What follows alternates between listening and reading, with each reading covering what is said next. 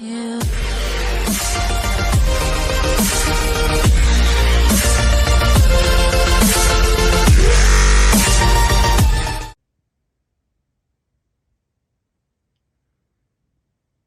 It's a wonderful day outside. It's cold, it's windy, it's strangely overcast. What better day to be inside shooting Nerf guns the entire day? I just got reminded of something. How'd this get here? Nah. Let's see how my noodle's coming along. He seems happy, chilling in the corner as usual under the sand. No, I already did a review on a Hyper Blaster. I don't need to cover them anymore. I'm just gonna go and chill in my Nerf room for a while.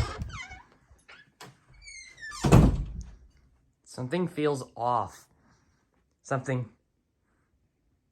Your Mac 100 video was off. Giving Hyper a bad name, you did. Unsubscribe. I like Greg. Should have said the Rush 40 was good. Muff.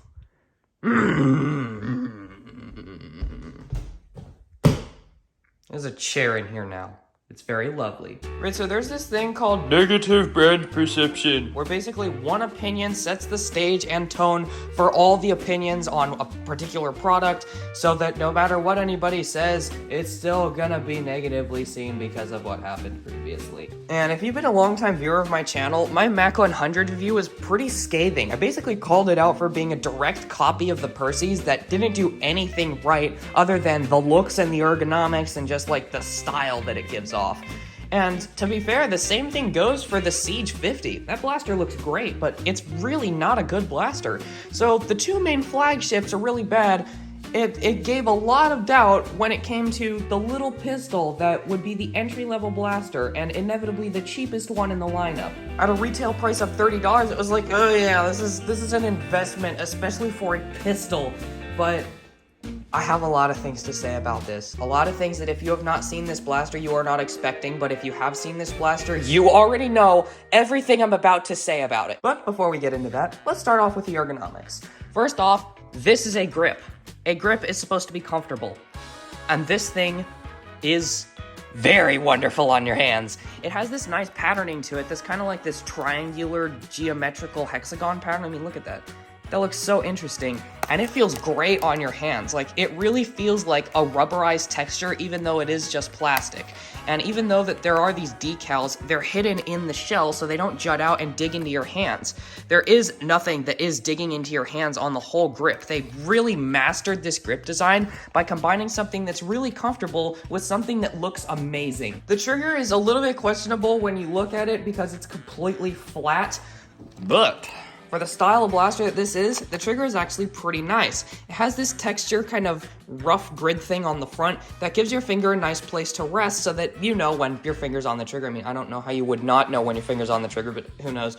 And the design looks very interesting and really takes advantage of the style of the blaster. I mean, this thing looks so retro. It looks absolutely awesome in my opinion. And just for good measure, it comes with one sling point here. No more sling points on the entire blaster, which is super weird because this thing would actually benefit from having sling points because you would want to sling this and like have it on your waist, even though you can actually holster this one, which makes it 5 times better. And for those of you who are looking at this rail thing and saying, well, that looks like a bunch of holster spots, or not holster spots, sling points that you could sling it through, they're very wide.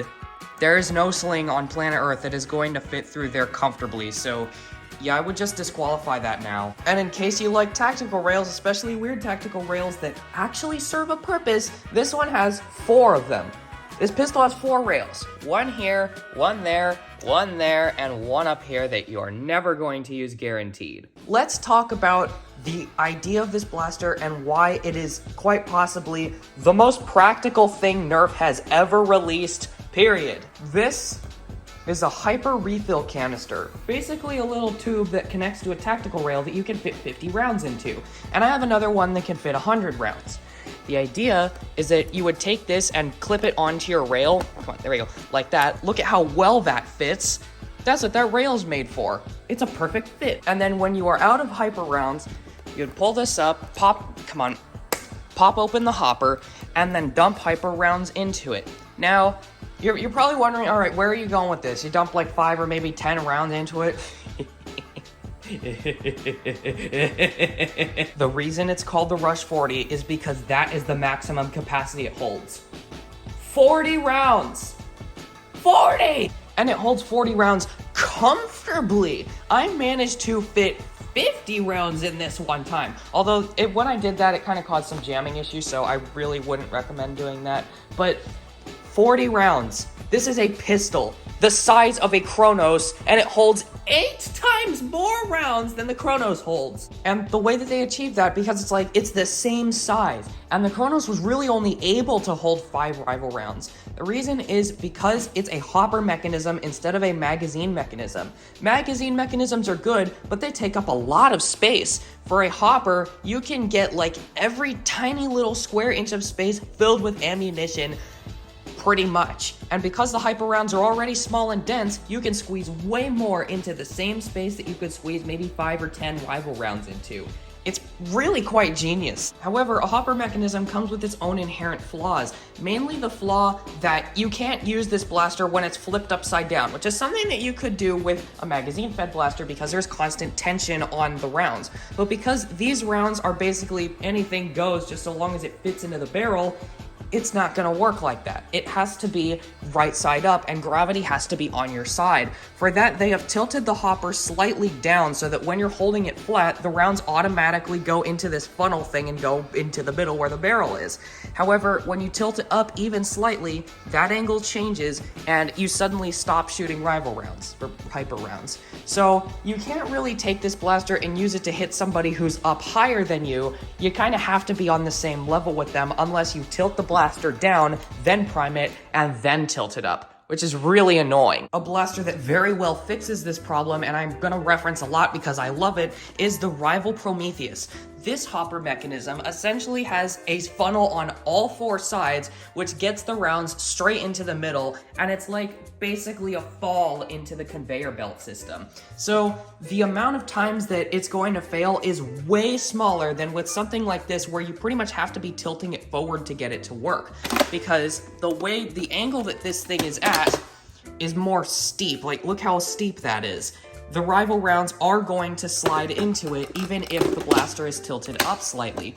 It obviously doesn't work if it's completely upside down, but you have a lot more clearance for error. The Rush 40 unfortunately doesn't do that, probably without some heavy modifications, because this whole blaster was designed around the idea that this system works the way that it does. So really, there's nothing you could do about that anyway, even if you did modify the blaster. But with all that rambling, I should probably address something. I have been reviewing this blaster like it's a primary and it's a sidearm. I think that should say enough. But that leads me on to another detail that I've only just gone over briefly, the fact that these blasters don't use foam rounds. The rounds are made of rubber, and that causes them to be very, very bouncy. Not just the fact that they stick together, but also they're bouncy, and they ricochet a lot, like vortex stuff. So these blasters all come with protective eyeglasses, and yes, you should be wearing them if you're ever going to be using these, because they are legitimately dangerous. The amount of times I've missed the zombie target and the round just ricocheted off the back wall and flew all the way back across the room and hit me, I can't even count how many times that's happened. If one of those rounds hits me in the face, that could be very bad. With all that said, let's get on to the firing demo. For the sake of this firing demo, I have counted off exactly 10 rival rounds. Oh my gosh. I've counted off 10 hyper rounds, and I'm going to be shooting them at the zombie target because I really want to see these hyper rounds again, and they're very hard to find.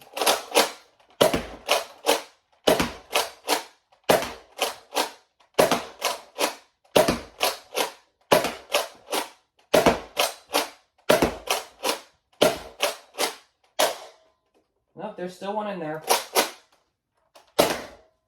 Nailed it. So this begs the question, what do I think of the Rush 40, and should you pick one up if you see one in stores?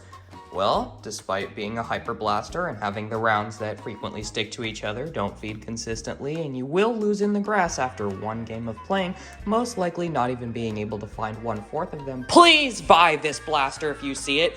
This is a purchase that I cannot recommend enough. This blaster is so practical for pretty much any kind of game type that it overpowers any other pistol that Nerf will ever release. Legitimately, this thing is magnificent. But, that comes at a cost. This prime is very hard to do. Even though it's smooth, it's a very hard prime to do because it has rival performance, and it is exclusively practical. There are no fun gimmicks on this at all. So if that's not your thing, you're probably not going to enjoy this blaster as much. Plus, it is $30. It is more expensive than some primaries that Nerf is selling. So this can be a hard buy if you're just there for the gimmicks and the fun and you're not really interested in practical stuff. But for somebody who is interested in practical stuff, this blaster is probably the most perfect pistol you will ever have in your collection. With one very quick modification, and that is just putting a tiny little hop-up in there because these rounds do not fly straight without a hop-up. Please get a hop-up from Out of Darts. I will link that in the description. As well as the fact, if you want to purchase a Rush 40, I will link one in the description so you can get one straight from Amazon. Christmas is coming soon, so this is definitely one that you should be looking at this year. With that said, thank you guys for watching. Subscribe to this channel if you're new. Like this video if you enjoyed it. Comment down below what blaster you'd like me to review next. And that is all I really have today. See ya!